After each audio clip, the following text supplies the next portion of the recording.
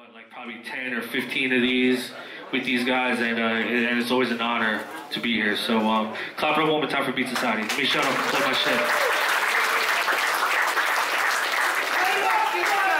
I literally did this like a couple hours ago.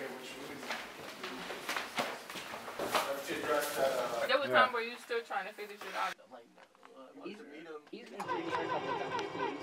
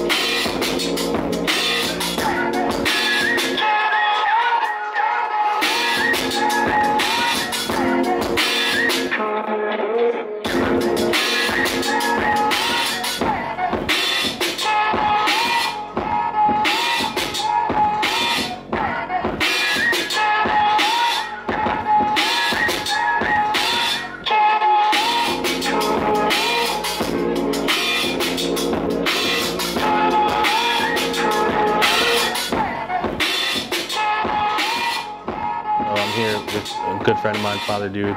He's one of my favorite singers. We were in a group together for a long time, from like, what was that, 2010 to 14, right? And yeah, maybe it felt even longer than that. Throughout those years, from 2010 to 2014, I think those were like crucial years for all of us to like develop our sound and like grow.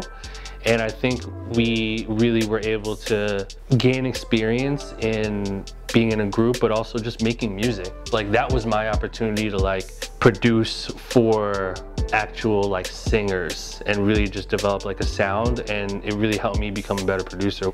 You know, we tend to now with throwing tracks back and forth and a lot of like ideas back and forth online, the ability to get in a room together in the same city, that was huge. And do it consistently. So we not only had what we had, which was enough to start the band, but we honed it, you know. We don't link up and make music as much as we would like, and hopefully that changes soon. But now you're in this place where, you know, you're actually doing music like full time, 100%. Yeah, I mean, it took a long time. Oh my God. It's a different amount of time for everybody. So long. The hardest thing is like realizing that your time is different than someone else's.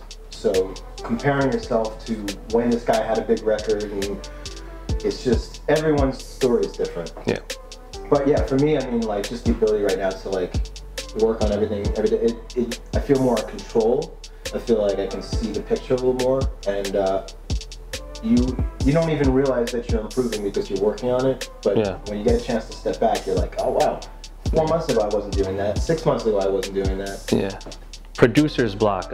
You know what? I'm gonna knock on wood. I never go through producer's block. I think producer's block doesn't exist. I think it's bullshit. I think that if at any given moment you don't feel creative, you don't force yourself into trying to make a great piece of art. I look at that as a signal from the universe to say, okay, like, remove yourself from the studio and go do something else. When we were writing in the band and everything, we were talking about before was we'd do like 2 or 3 songs a day. If it were just me alone, I don't think I would have done that. Yeah. You may have done that. Yeah. But we kind of pushed each other, and I remember there were times where I was like, you know, and then somehow somebody was just like, no, let's just finish this part.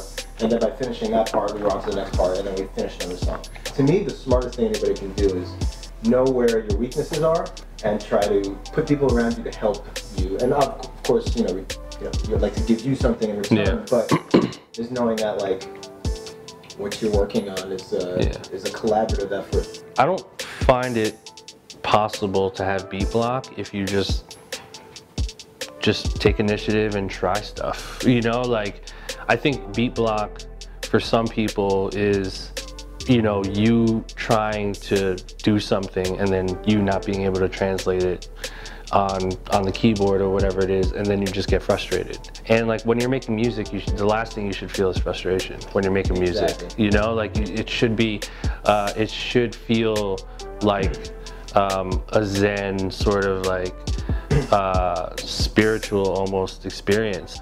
If you're creative, whether you're a beat maker or a rapper or a singer or all of the above, you know, if you're making honest music, there's no time limit.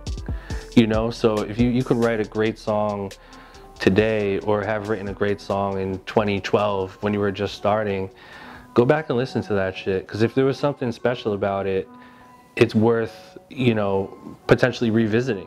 Next question. Favorite place to work is right here, home. You know, I'm in my kitchen right now. I love my studio, man. You know, here, let me show you the studio real quick. Both of you guys follow me. Real quick, very briefly, this is where I work. You know, just everything I need to make music is in here. I got my workstation.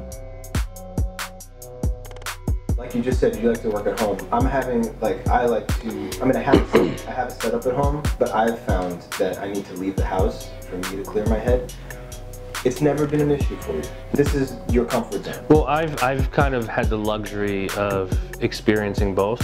I've tried the go to a destination, work a certain amount of hours, clock in, clock out, come back home. And before I started doing that, I was working from home. So I went from working from home all the time to then having a destination, did that for like 3-4 years, and now I'm back working at home. And now that I look back at it and I compare the two, I love working from home. Being here just feels so, the energy here is just so great. It works.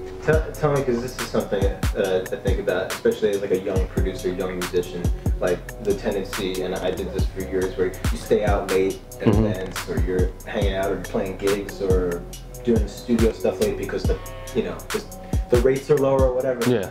But I've noticed with you, you kept a really pretty strict schedule for yourself, right? Yeah. And like, so how does that work? How does somebody get on like a schedule? Yeah, so someone like me, you know, obviously this is my job. I hate calling full-time job, but like this is who I am. I'm a music producer. Before I created a schedule for myself, I was just creating whatever. You know, everything was kind of all over the place. Sometimes I work on the weekends, sometimes I work in the mornings, sometimes I work at night. And I was overworking myself. I wasn't sleeping enough. My eating schedule was all fucked up. When I decided to create like a schedule for myself, I became more productive. I work Monday through Friday. I wake up at 6 a.m. every morning, sometimes 5:30, and I ease into the day. You know, I walk my dog, I eat breakfast.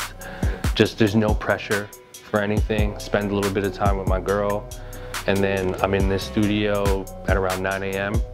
and then I just get to work, and that's it. Monday through Friday, 6 p.m.